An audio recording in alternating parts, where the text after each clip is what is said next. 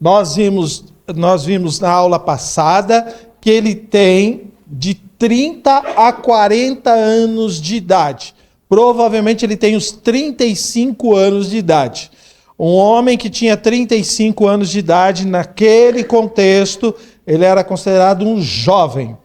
Paulo, que está escrevendo a carta aqui, ele tem mais de 60 anos de idade. Paulo, quando escreve essa carta, ele tem mais de 60 anos de idade. Para se colocar uma pessoa para dirigir um trabalho naquela época, naquele período, não era menos de 50 anos de idade. Por isso que Tito, Timóteo, eles sofriam dificuldade com relação à liderança da igreja e ficarem no lugar do apóstolo Paulo, porque os outros obreiros achavam eles muito jovens. Então Paulo está toda hora, tanto para Tito quanto para Timóteo, falando para eles e ajudando eles, incentivando eles no seu ministério, por causa da sua juventude. Quando ele escreve aqui no capítulo de número 2, ele deixa Tito, então ele evangelizou a ilha de Creta, na Grécia.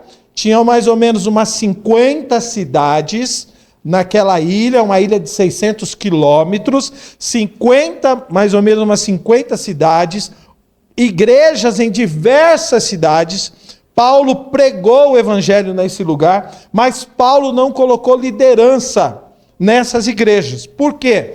Porque a maioria das pessoas eram neófitos na fé, novos na fé. Então, conforme ele já havia ensinado a Timóteo, não deve se consagrar neófitos na fé.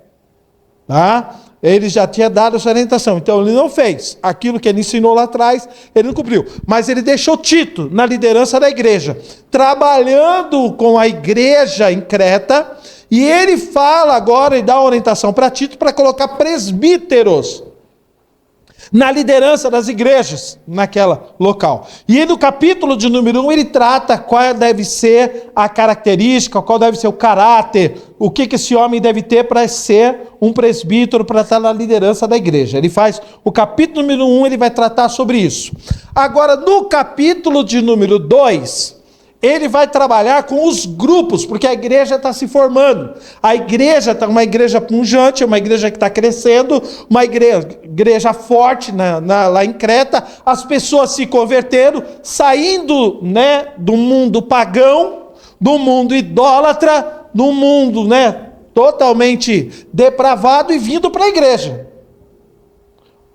Pensa aqui, o contexto que eles estão. É no mundo gentílico, dominado por Roma, pela cabeça dos gregos, totalmente idólatras, vindo para a igreja agora, ele dá uma orientação. Quando ele vai dar orientação, no versículo de número 2, ele fala que ele deve ensinar os homens mais velhos. Então ele começa a tratar com o grupo. Então quais são o primeiro grupo que ele fala? Ele manda ele ensinar os homens mais velhos. Então ele dá uma orientação para os homens. Depois ele vem e ele manda ele dar uma orientação para as mulheres mais velhas. Depois ele fala para as mulheres mais velhas ensinarem as mais jovens. Não era para ele ensinar. Não era para ele ensinar. Ele fala que as mulheres mais velhas ensinem as mulheres mais... Vamos ler? Põe lá no versículo 1, versículo 2... para mim, só para vocês entenderem, rapidinho, vamos voltar à leitura aqui, para vocês entenderem. Tu, porém, fala o que convém a sã doutrina, continua. Quanto aos homens idosos, que sejam, então você vai falar para os homens idosos, que sejam, temperantes, respeitáveis, sensatos, sadios na fé, no amor e na constância. Qual o tipo de homens mais velhos que a gente tem que ter na igreja? Temperantes, respeitáveis, eu não vou explicar aqui agora que já passei, né? Já foi. Temperantes, respeitáveis, sensatos, sadios na fé, no amor e na constância. Esse é o tipo de homens que a igreja deve ter. Aí depois, olha, o verso 3. O outro grupo que ele manda agora orientar. Quanto às mulheres idosas, semelhantemente, você fala para elas que elas sejam sérias em seu proceder, não caluniadoras, não escravizadas a muito vinho, sejam mestras do bem. Aí ele manda ensinar as mulheres mais velhas. Agora vamos para o versículo 3. 4. A fim de instruírem, as mulheres mais velhas, a fim de instruírem as jovens recém-casadas, amarem o marido e amarem os seus filhos. Opa, mas isso não é nato da mulher? Amar? Por que ele fala que ela tem que, as mulheres mais velhas têm que ensinarem, têm que instruírem? Opa, existe um padrão divino, existe um padrão de Deus. Eu não vou entrar aqui não. Você quer ver o que significa isso aqui? É só pegar aí a minha pregação desse dia aí que eu dei, tá na internet ali. É só pegar, tá bom? Tá lá na internet. Tudinho já tá gravado, você pega no YouTube, você pega todas as mensagens, a gente trabalhando todos esses pontos aí. Por que ele fala para elas amarem ao marido e amarem a seus filhos? Se é uma coisa nata da mulher, amar. Coisa, né? Ele manda elas ensinarem elas. Olha que legal isso aqui. Verso 5. Aí agora, ele continua. Ensinem as mulheres mais jovens a serem sensatas, honestas, boas donas de casa, bondosas, sujeitas ao marido, para que a palavra de Deus não seja difamada. Então ele mostra aqui. Porque desde o princípio, Deus criou cada um com o seu papel.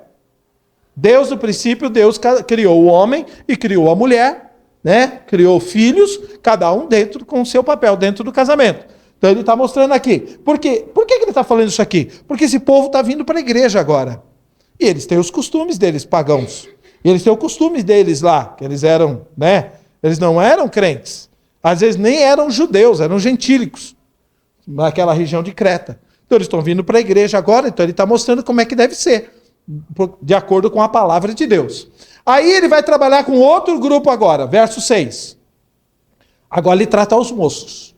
Você viu que ele está falando o seguinte, que ele tem que instruir, que ele tem que ensinar, que ele tem que falar, que ele manda, ele dá orientações. Paulo fala assim, dá orientações aos homens mais velhos, dá orientação às mulheres mais velhas, fala para elas ensinarem, tá? Fala para elas instruírem. Agora, quando chega nos jovens, quanto aos moços de igual modo,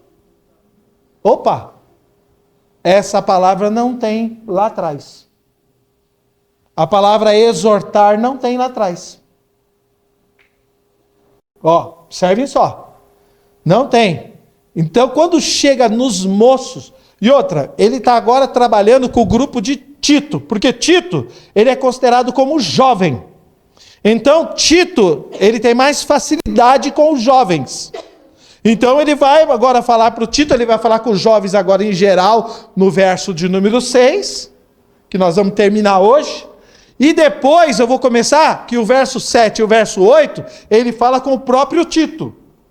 Ele vai conversar com o Tito, porque o Tito é um jovem obreiro, e ele vai trabalhar com o Tito. Quer ver? Olha aqui, veja o próximo verso, 7 e 8. Torna-te, olha lá, agora ele está falando para Tito. Torna-te pessoalmente, porque ele é um jovem. Então ele está mostrando para ele. Quem são os jovens aqui? São todos abaixo de 60 anos de idade. Maravilha?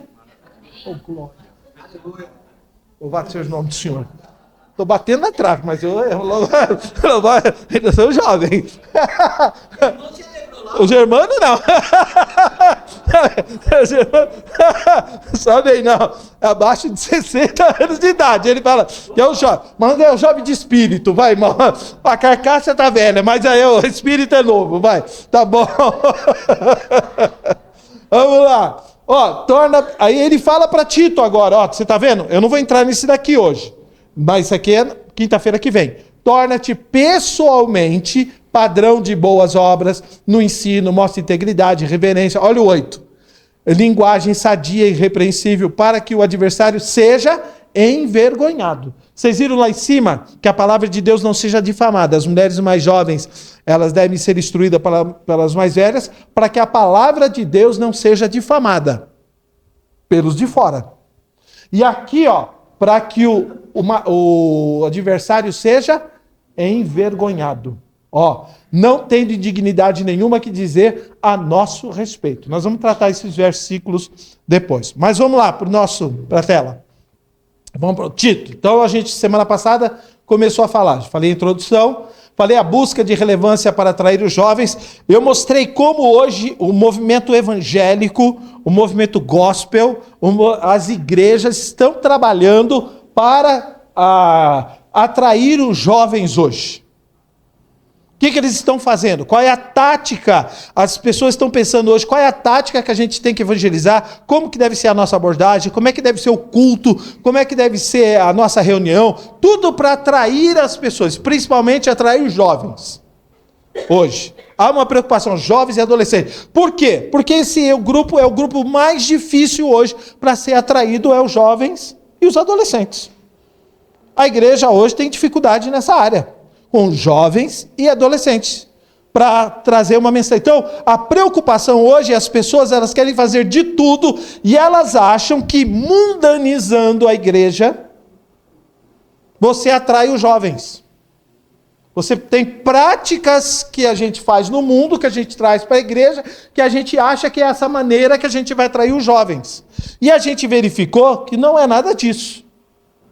Esses métodos, porque hoje você pega livros, você pega estudos, você pega coaching, você pega um monte de gente que vai dar um monte de orientação, como é que a gente tem que trabalhar e como é que a gente tem que conversar. Não, tem que pregar o evangelho de Cristo. Tem que falar de Jesus. Tem que mostrar arrependimento. Porque se não houver, irmão, se não for o Espírito Santo convencer a pessoa, quem convence o homem do pecado, da justiça e do juízo é o Espírito Santo. Se o Pai não revelar Jesus para você, não tem jeito. Quem revela para nós Jesus, quem mostra para nós Jesus é o Pai. Se não houver essa revelação do alto para sua vida e para minha vida, não tem jeito. Se a pessoa não tiver um encontro com Cristo verdadeiramente, uma revelação divina na vida, ela não vai se firmar na igreja com Cristo. Não adianta. Ela ouve de Cristo, ela canta sobre Cristo, ela vive uma vida religiosa, mas ela não tem Cristo na vida. Não adianta. Não adianta. Foi aquilo que Jesus falou para Pedro, né? Quando, que vocês dizem que eu sou? Aí ele falou, tu és o Cristo, o Filho do Deus vivo. Aí Jesus falou para ele, olha, bem-aventurado és tu, Simão Barjonas.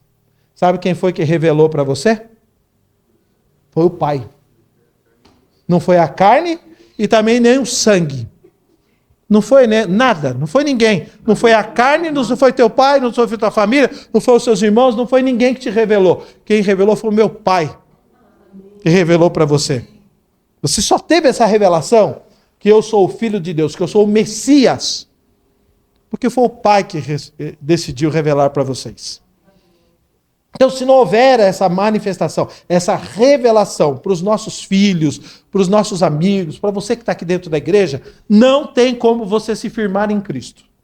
Não adianta, você vai viver uma vida religiosa.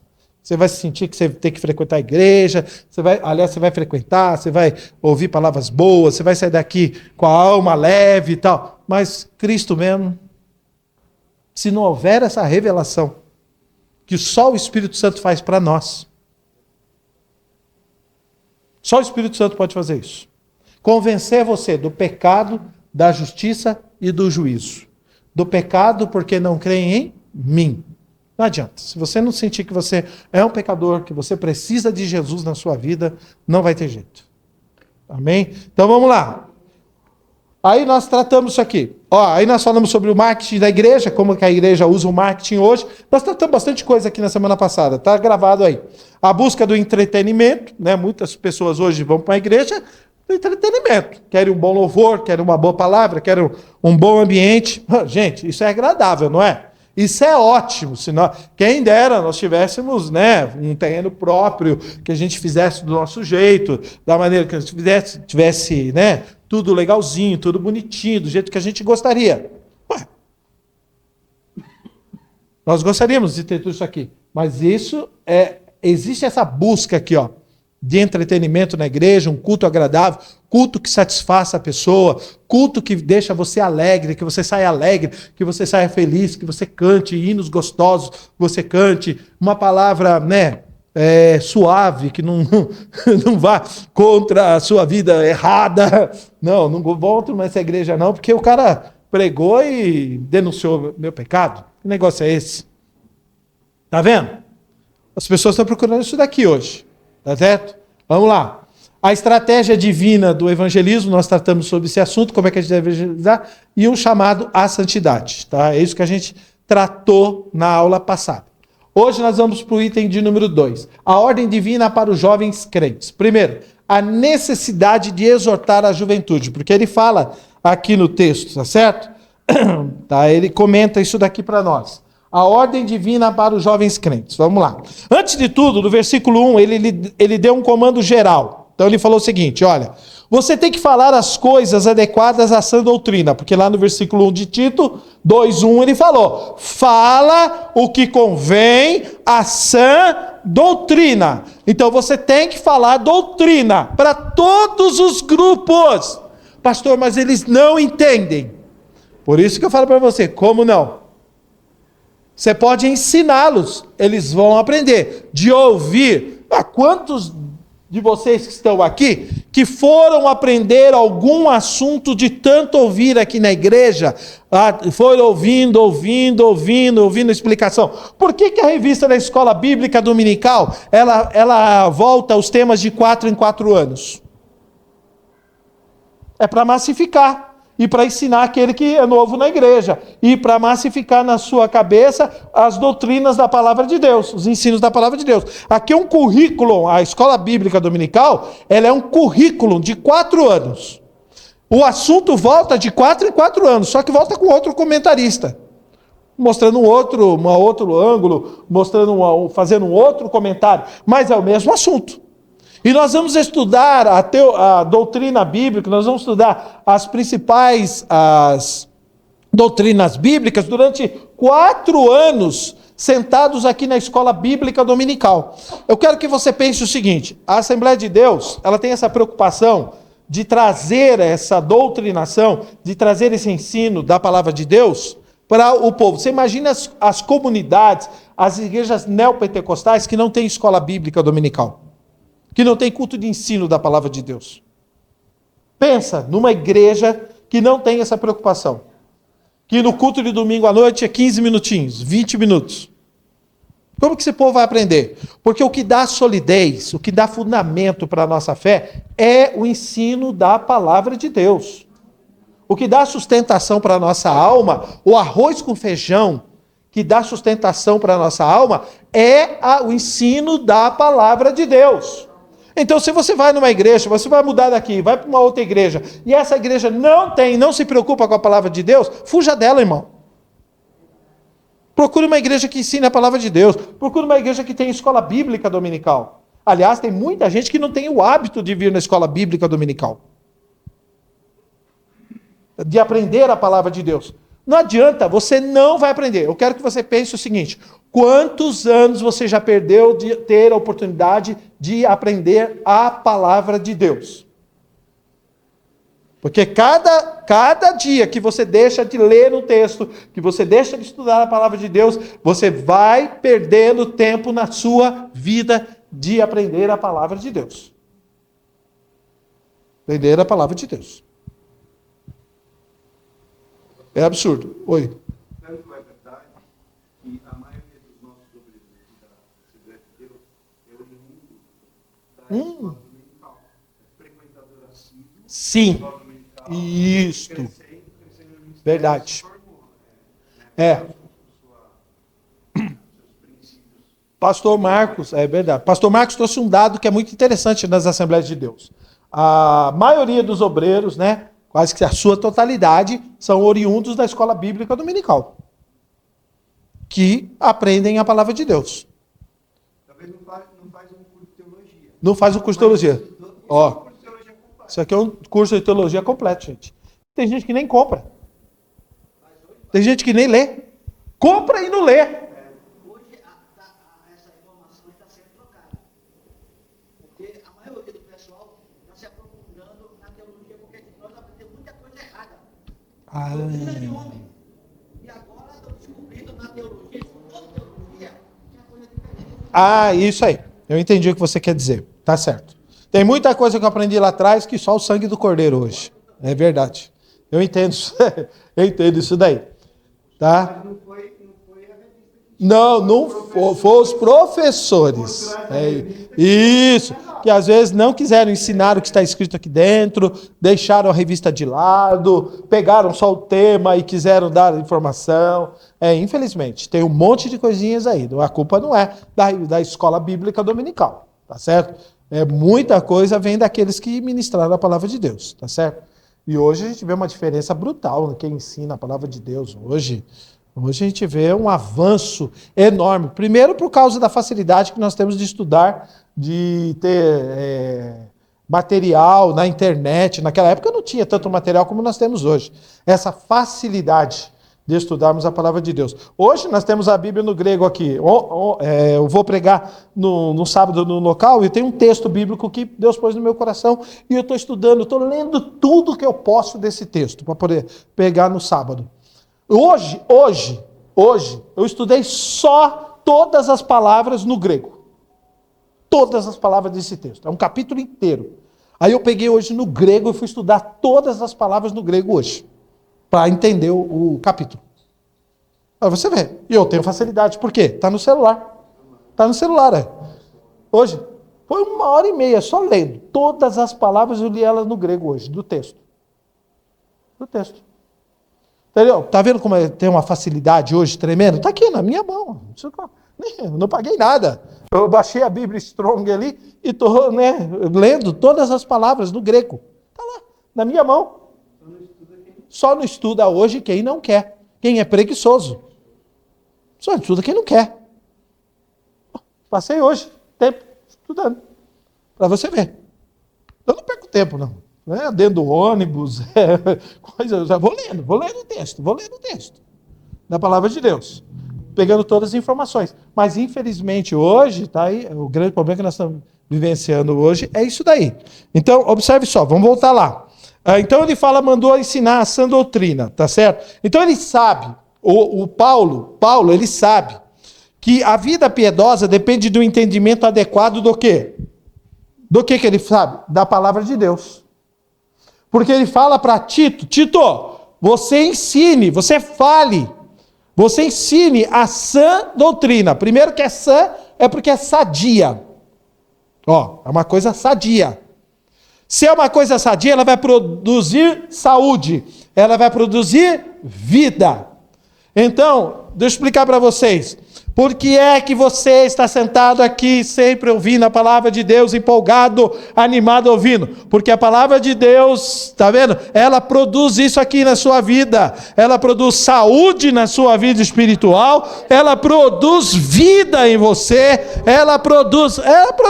Então, nós acreditamos o seguinte, pastor, não tem esse negócio? Não, deixa a palavra de Deus, ela resolve, ela vai curando, ela vai libertando, vai acabando com os fofoqueiros, vai acabando com os linguarudos.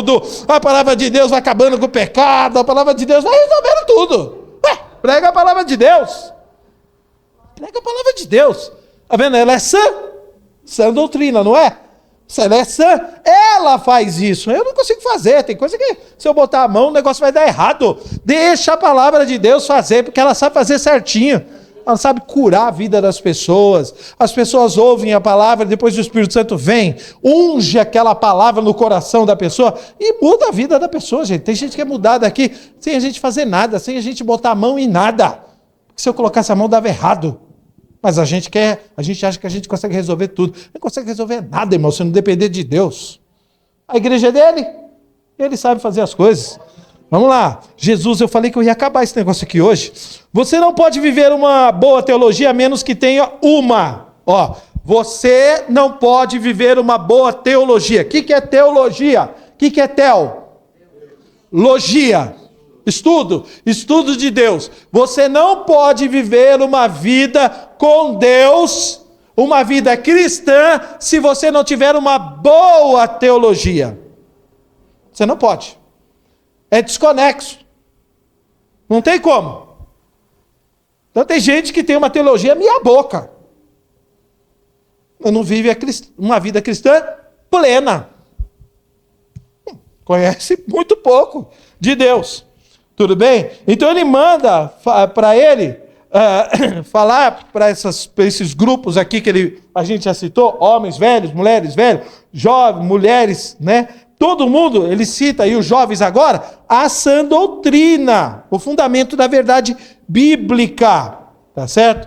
Então ele dá as orientações, o que é que as mulheres têm que fazer. E eu achei interessante que quando eu fui tratando lá em cima das mulheres velhas, dos homens, mulheres velhas, depois as mulheres mais jovens, ele tem uma disciplinas ali. Ele coloca as disciplinas que Tito deveria falar. Ele não fala lá. Você pode ver. Tem coisas que Tito não citou. Porque ele não precisava se preocupar. Mas se você ensinar essas coisas aqui, essas pessoas vão ser bem fortalecidas, elas vão ser firmes na graça de Deus, elas vão ser ótimos crentes. Pode ver lá as matérias que estão nos versículos anteriores, que Paulo orienta Tito a tratar com os homens, a tratar com as mulheres mais velhas, que as mulheres mais velhas devem tratar com as mais jovens, e agora ele vai falar com os jovens aqui agora. Olha que coisa legal. Então ele mostra isso daqui, tá? Então vamos ver. Primeiro, a necessidade então de exortar a juventude. O versículo 6 diz assim, ó, da mesma forma, então versículo 6, exorta semelhantemente. Então da mesma forma, semelhantemente. Da mesma forma, exorta os jovens a serem sensatos. Exorta os jovens, na nossa corrigida aqui, a serem moderados. Na nossa atualizada está como? Sensatos, né? Moderados. Na nossa. Está corrigida. E na atualizada? A serem o quê? Criteriosos. Olha que legal essa daqui, essa versão. Quanto aos moços, de igual modo, exorta-os para que em todas as coisas, olha que legal esse versículo aqui, na atualizada ele ampliou, olha que legal. Em todas as coisas sejam criteriosos. Por quê? Porque é da idade não ser criterioso. É da idade ser impulsivo. É da idade ser afoito nas decisões, nas tomadas de decisões. É afoito acha que a vida é só aqui e agora, e não é. A vida não é aqui e agora. Tá vendo? Na nossa idade a gente já passou. A gente já viu quantas vezes a gente errou lá atrás em decisões que nós tomamos. Hoje a gente se arrepende de algumas coisas que a gente fez. Que a juventude não raciocina, não é criterioso nas escolhas, nas tomadas de decisões. Aí se arrepende. Tomou uma decisão errada, entrou por um caminho que não devia, falou uma coisa que não devia, são impulsivos, tudo quer resolver na hora. Tá bom? A gente vai aprendendo, ficando mais velho, que a gente, não é tudo que a gente, fica quieto. A gente aprende, a gente vai aprendendo com a vida. A idade vai ensinando essas coisas para nós. Maravilha, gente? Parece que é o velho que está falando, né? Não, não é um velho que está falando, viu, gente? Tenho 19 anos, tá? 19 em cada perna e nos braços. G que o diga. Vamos lá. Então, tendo discutido os velhos, as velhas, as jovens, agora ele chega aos jovens. Então, isso é mais importante para Tito, porque ele é um deles. Por que ele está tratando o jovem? Porque Tito é um dos jovens. Muito provavelmente um pouco mais novo que Timóteo, que provavelmente tinha entre 30 e 40 anos. Tito talvez um pouco mais de 30 anos, os comentaristas falam isso. Muito mais novo que Paulo, que agora se descreve como um idoso, tanto é que Paulo ele cita, que ele era um idoso, lá com 60 anos de idade, em algum lugar na casa dos 60. Mas Tito é especificamente um jovem, e por isso ele tem uma contribuição única a dar aos jovens, que ele não poderia dar aos homens idosos. Porque, veja, ele não usou a palavra exorta para os velhos.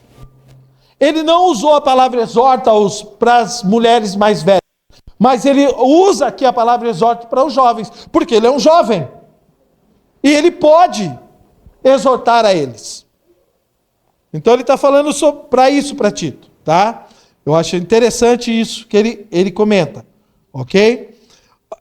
Ele não podia fazer com as mulheres mais velhas, tá certo? Com as jovens, tá bom? Então isso aqui é o grupo dele, é o pessoal dele, tá certo?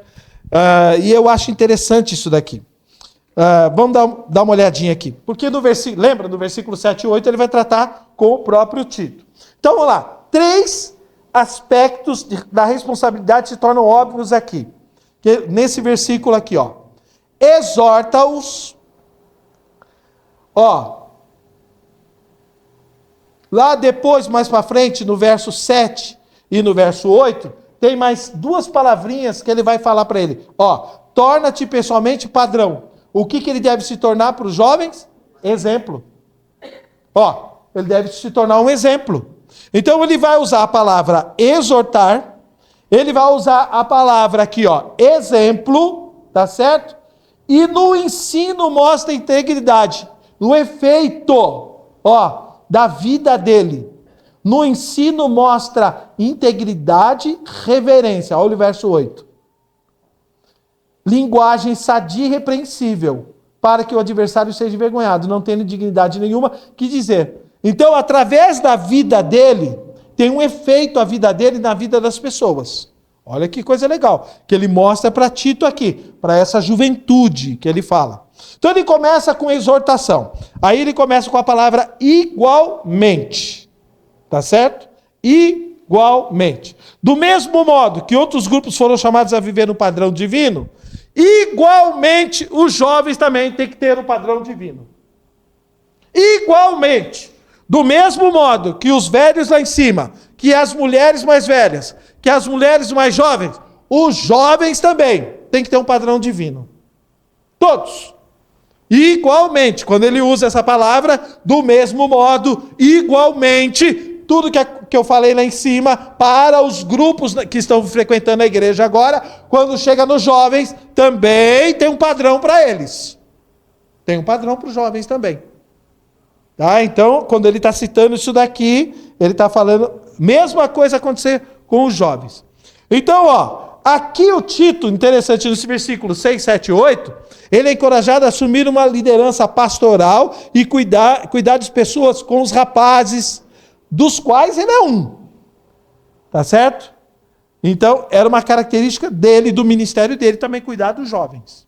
Ele vai exortar ele para cuidar desse grupo dentro da igreja agora. Tá certo? Então, os homens mais novos devem ser ensinados por outros homens mais velhos. As mulheres mais novas precisam ser instruídas pelas mulheres mais velhas. Ou, as mulheres de mais idade. Agora, aqui tem um elemento novo, onde os jovens também serão instruídos por um entre eles que é mais. Porque o Tito, ele tinha que ser mais piedoso, no caso de Tito. Porque ele dá as qualidades que o Tito deve ter. Ele dá as qualidades que o Tito deve ter. Então você deve mostrar uma vida piedosa, uma vida com Deus, uma vida de reverência a Deus, uma vida de conduta. Então, para você ser líder dos jovens, para você ensinar os jovens, deve haver uma vida piedosa. Porque senão eles não vão ver um exemplo na sua vida.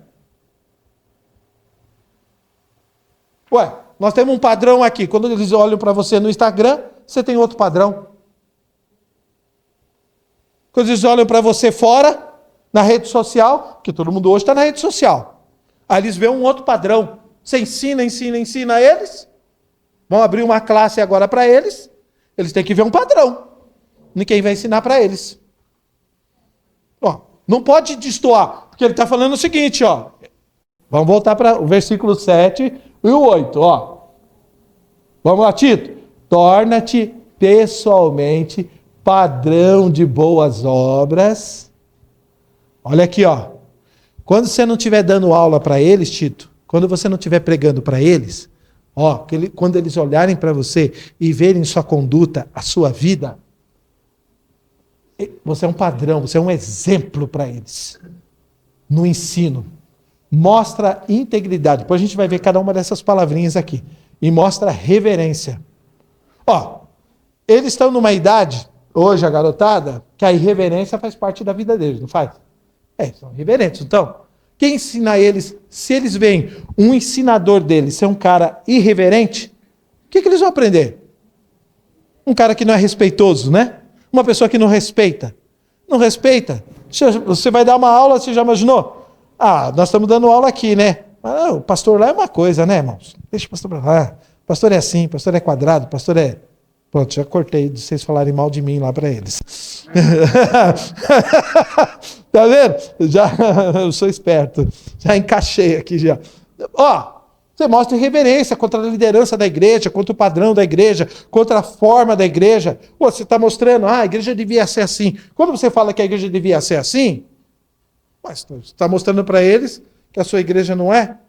Que negócio é esse? Então você tem que tomar muito cuidado. Padrão.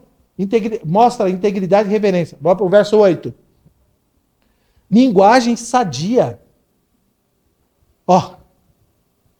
Nós não somos só aquilo que nós somos aqui quando a gente está em cima do púlpito e está dando aula. Nós não somos isso quando nós estamos pregando. Nós somos aquilo quando a gente está sentado aqui na hora do almoço, no domingo de manhã, nas nossas conversas de viagens, no nosso café que a gente está tomando na padaria, lá na sua casa. Na hora que a gente está sentado aqui no cafezinho, aqui, os caras estão olhando para nós. Eles estão olhando para a nossa vida. Os jovens vão olhar para vocês, professores. As pessoas vão olhar para nós que pregamos. Não é verdade? É verdade, irmão. O que eu estou mostrando aqui é uma realidade. É isso que está acontecendo hoje.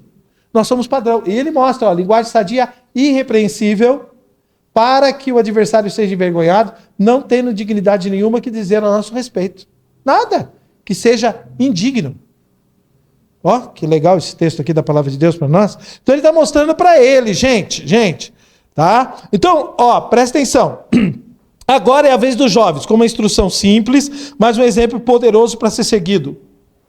Qual é o exemplo poderoso que os jovens têm que seguir? A vida de Tito.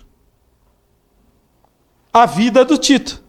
Eu acho que Tito, quando Paulo está escrevendo lá, e ele está lendo os primeiros versos, ele falou, caramba, é mais fácil trabalhar com os irmãos, né? É fácil. Ele não mandou exortar os velhos, ele não mandou exortar, ele mandou só instruir elas, e elas falarem com a mulherada, graças a Deus, não preciso falar com a mulherada. Mas quando ele chegou nesse versículo, Robson, aí ele pegou pesado com o Tito. Tito, você tem um padrão de conduta de vida que vai influenciar essa futura geração. O seu padrão de vida, a sua conduta, vai refletir nessa garotada aí, que está vindo para a igreja agora. Olha que legal, que ele mostra aqui. Então, irmãos, você é jovem? Você se consideraria jovem? Então aproveite isso quando é tempo, viu, irmãos? Todo mundo tem que se alegrar, mas, irmãos, de um modo geral, homens e mulheres com menos de 60 anos, especificamente solteiros aqui, que está dentro do texto aqui, todos nós temos alguma coisa para ensinar para a futura geração. Todos nós que estamos aqui. Todos que estão aqui. Todos nós temos algo para ensinar para essa geração que está crescendo hoje. Dependendo como a gente se comporta, como a gente lida, como a gente trata com eles, como eles nos veem, o nosso comportamento vai influenciar essa garotada, principalmente dentro aqui da igreja. Pois não. Estimule, anime os caras. Isto. Para que eles possam permanecer. Isto. Essa palavra estimular e animar. Legal. Então vamos voltar lá. Volta para a nossa tela lá. Vamos lá. Segundo, os perigos da juventude. Então, gente, eu li um monte de coisas sobre perigo da juventude. Eu vou colocar alguns aqui para vocês. Pensei nos perigos que surgem para a juventude e eu quero compartilhar com vocês alguns deles. Primeiro, preguiça. Preguiça. Nunca vi uma geração tão preguiçosa. E agora, principalmente por causa desse bendito desse celular. Uma geração hoje que está no celular, que não está se aplicando às vezes nos estudos, não está lendo coisas que edificam, que traz instrução. Preguiça. E quando os pais é que incentivam os filhos à preguiça? A não fazerem nada. A se tornarem preguiçosos. Hoje os filhos não podem lavar louça, hoje os filhos não podem arrumar cama, hoje os filhos não podem, né? Não pode fazer nada. Tadinho. Tadinho. Ele chega tão tarde da noite.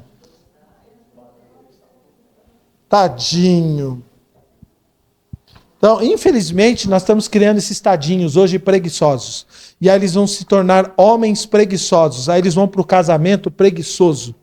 Coitada dessa mulher que casa com esse cara preguiçoso. Aí as meninas hoje casam com homens assim. Ou o cara casa com mulheres assim. Aí você vai ver que depois os casamentos não dão certo. Porque nós, pais, criamos um filho preguiçoso, nós criamos filhas preguiçosas. Uma realidade é essa. Nós estamos criando hoje uma geração. E o mundo hoje que a gente está vivendo está levando eles para isso. Porque tudo hoje tem que ser fácil, né, irmão? Hoje tem que ser fácil. Hoje você não precisa fazer comida mais hoje você vai para o iFood, né? Hoje é tudo fácil, né? Hoje nós queremos tudo a gente quer facilidade hoje. Tudo nós queremos o nosso conforto hoje. Você pode ver. A gente procura coisas para o nosso conforto hoje. Tudo é para preguiça. E agora quando a gente chega aqui para estudar, para ler um livro, para ler... Gente, eu estou admirado porque eu estou vendo no Instagram. Eu não sei quem é o personagem. Eu acredito que deve ser um cara de direito. Só pode ser. Porque ele está fazendo isso. Ele está indo nas faculdades e fazendo perguntas. Por exemplo, no caso da medicina. Eu vi esse dia, ele foi falar com os jovens que estão estudando. E ele fez perguntas básicas da área da medicina. Sobre células, um monte de coisa. Não sei se vocês já viram no Instagram isso daí, que os caras não sabem responder. Aí ele fala assim, mas você é estudante de medicina. Eu estou do lado, né? Parece que ele não faz essa pergunta, mas o jeito que ele faz, eu falo, não é possível que você não sabe. E como é que você faz uma pergunta dessa para um estudante de medicina, que é o beabá, e o cara não sabe? Outro dia fizeram pergunta de soma, eles não sabiam fazer. Pegaram perguntas de capitais, qual é a capital do Rio de Janeiro? Aí as meninas não sabiam, o cara não sabia, e ninguém sabia qual era a capital do Rio de Janeiro. Qual é a capital de São Paulo? Perguntaram, eles não sabem qual é a capital de São Paulo.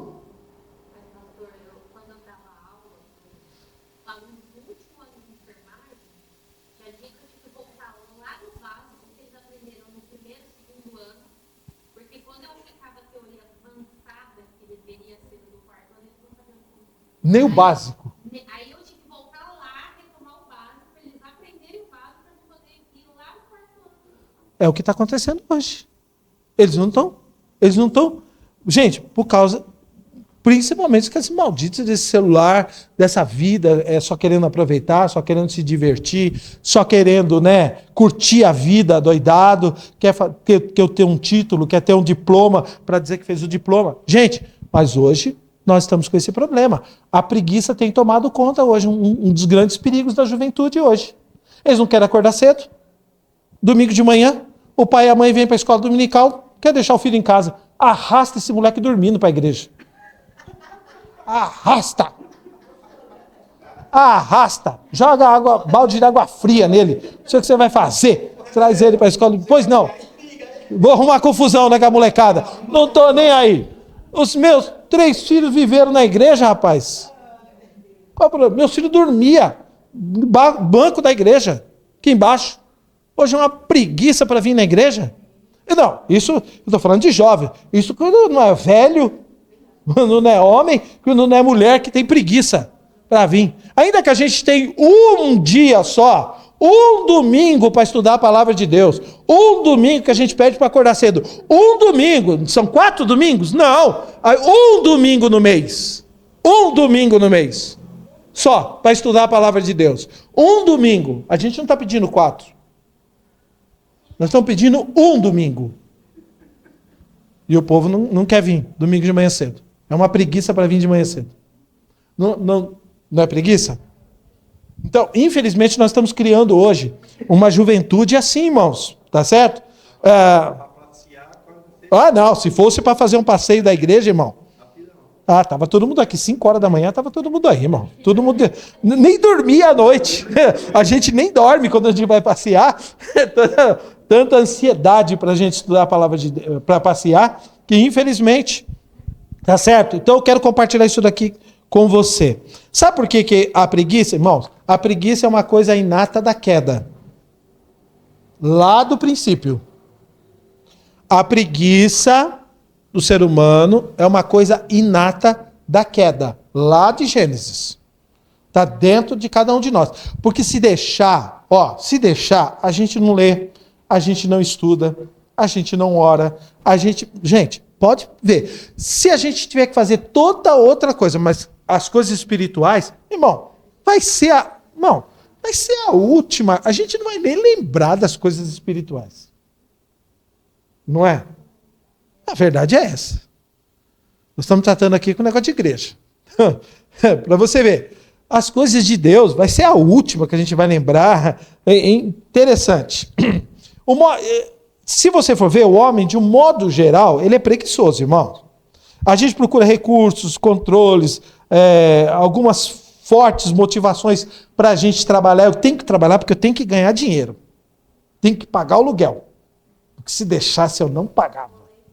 A gente tem que procurar motivações para a gente fazer algumas coisas para a gente vencer a preguiça. Mas a preguiça, irmãos, ela pode ser exacerbada lá dentro de casa, quando os homens são jovens. Geralmente são produzidos homens preguiçosos que carecem de disciplina, nunca realmente são ensinados a puxar as pontas soltas de sua vida, a serem construtivos. Homens preguiçosos também são produzidos em lares onde há parcialidade, onde por qualquer motivo os pais selecionam esse indivíduo em particular para um benefício, uma parcialidade específica.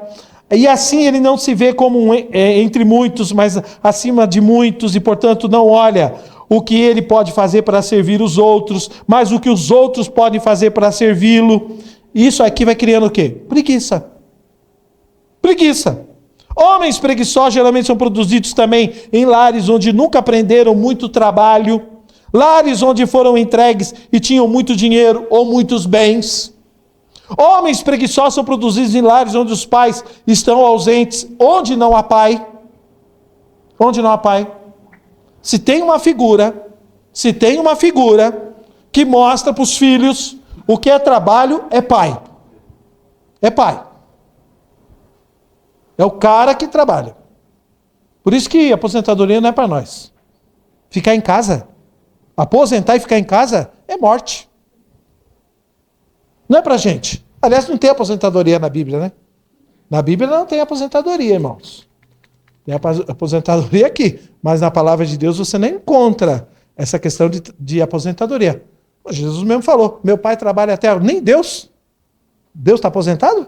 Não, meu pai trabalha até agora e eu trabalho também. E Jesus está trabalhando. Até hoje, o pai também está trabalhando até hoje e vai trabalhar sempre. E nós, preguiça, irmão. Meu Deus do céu. Isso não é para a gente, irmãos. Homens preguiçosos são produzidos em lares onde não há preocupação em vigiá-los. São deixados sozinhos, sem se importar, sem disciplina e sem trabalho.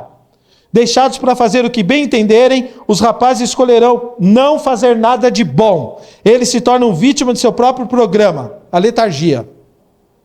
É um momento perigoso para ser jovem se você não aprender disciplina, se você não aprender a trabalhar, se você não aprender diligência. Nós somos de uma época que a gente já com 14 anos de idade trabalhava. E tem gente que às vezes trabalhou com menos idade aqui.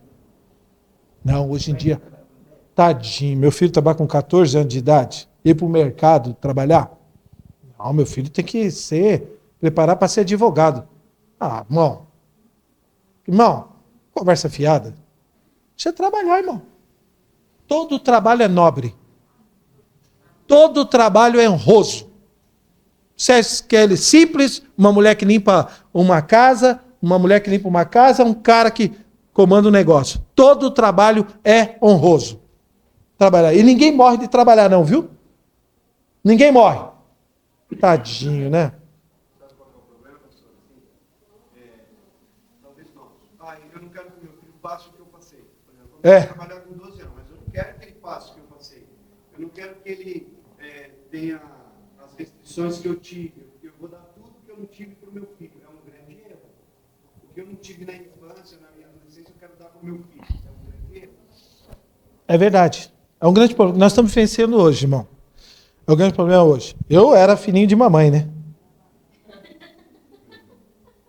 Eu era filhinho de mamãe. Eu chegava em casa, Isaac, jogava o sapato lá, jogava a calça ali, jogava a camisa ali. Mas graças a Deus, quando eu casei, né? Minha mulher veio e me corrigiu. Tá aí. Ela já cantou o galo. Aí, irmão. Humilhação. Ensinou o caminho do cesto, ensinou o caminho da... Quando a gente casou, a gente não tinha máquina de lavar, né? Era no tanque, ensinou a lavar roupa, que eu não sabia nem fazer isso. Quando a gente casou, não tinha máquina de lavar, me ensinou a fazer, entendeu? Não sei lavar até... Graças a Deus tem máquina para lavar, mas mesmo assim, para pilotar, eu tenho que falar com ela. Tenho que falar, como é que liga esse negócio aqui? Pilotar a máquina, mas eu era filho de mamãe. Mamãe colocava comida no prato. Vocês sabem que eu já falei outro dia, né? Nem comida no prato eu tive. Eu ia passar fome se deixasse por ela. Até hoje. Entendeu? Eu era filhinho de mamãe. Eu sei o que eu estou falando para vocês. Não sabia que era lavar uma louça. Minha mãe nunca deixou. Eu tinha dó. Sabe aquele dó? Tinha um dó. Não é uma dó, viu, gente? Porque não é, eu tenho uma dó. Não existe uma dó. Eu tenho um dó. Tá? É porque a palavra é masculina, não é feminina. É um dó. Minha mãe tinha um dó de mim. Chegava de noite, fazia com o pratinho tudo pronto. Ai, coitado. Ela não sabia que eu ia sofrer. Quando eu casei, pronto. Ai, tadinho. Tá vendo? Outra coisa, só o segundo aqui, eu vou terminar. Ó. Liberdade exacerbada. É um outro perigo da juventude hoje. Ó. Perigos da juventude. A preguiça, a liberdade exacerbada. Libertar os jovens dos limites da família, da responsabilidade da família, do escrutínio da família, muito cedo, muito rápido, muito longe. Irmãos, eles pegam um carro e têm total liberdade. Tem que tomar muito cuidado. Sabe por quê? Porque eles estão sob forte influência, os jovens. Tá? Então tem que tomar muito cuidado. Outra coisa, eles estão fora da restrição. Eles estão fora das consequências do seu comportamento. Eles estão fora de instrução. E eles estão fora de disciplina. Quando ele fala para ele exortar ele, irmãos, ele está falando a respeito disso. Eles estão fora do controle paternal. E quando eles começam a fazer o que bem entendem em sua liberdade, geralmente fazem o que não é honesto a Deus ou produtivo para a sociedade. Esse é o grande problema. Eles fazem o que não é honesto para Deus e produtivo. É um grande problema hoje. Uma liberdade exacerbada que os pais dão hoje para os filhos. Essa liberdade. Seu filho é filho. Ele é adolescente. Ele é jovem. Ele não é um adulto. Vamos para a OMS, Organização Mundial da Saúde. Eu não concordo. Não sou a favor da OMS, Organização Mundial da Saúde. É um grupo usado pelo mundo. Tem nada a ver com a gente. Mas a OMS colocou lá. Jovens é até 25 anos de idade. Adolescentes até 18. De 18 a 25, jovens. Está lá. Agora eles se acham. Eles têm 12 anos de idade, têm 10 anos de idade, está batendo no pai, está batendo no rosto da mãe, está gritando com a mãe, está fazendo birra. Não quero fazer isso, não quero fazer aquilo, você tem que me dar. Se você não me dá, eu não vou estudar, eu não vou para a escola. Gente. Eu fico com a Bíblia, né? Mas infelizmente hoje, essa liberdade exacerbada hoje que os nossos filhos querem ter, outra coisa. Eles se metem nos nossos assuntos de adulto. Criança não se mete em assunto de adulto, irmão. Eu sou de uma época que os nossos pais, conversando dois adultos, chegava junto aqui, o pai só olhava, a gente saía. Saída pela direita. Esse assunto não é para vocês? Hoje os jovens participam dos assuntos de adulto. Onde que já se viu um negócio desse? Liberdade exacerbada. Não é assunto para eles. Tem coisas que não se conversa com eles. Coisas de igreja, às vezes não se conversa com eles. Você quer falar mal da igreja? Você sentar na mesa para falar mal de alguma coisa na igreja? Não fale na frente dos seus filhos, você vai decepcioná-los. Eles vão ter uma outra visão. Você é adulto, você sabe diferenciar, você sabe relevar. Agora, uma criança, ela vai saber disso daqui? Fica falando mal da igreja? Dentro do carro? Dentro da mesa? Para com isso. Há uma liberdade que não pode. Exacerbado. Dependendo do assunto, não tem que conversar. Liberdade. Você está pensando que seu filho é adulto, não é adulto, cada um tem a sua faixa etária. Eu gostei muito.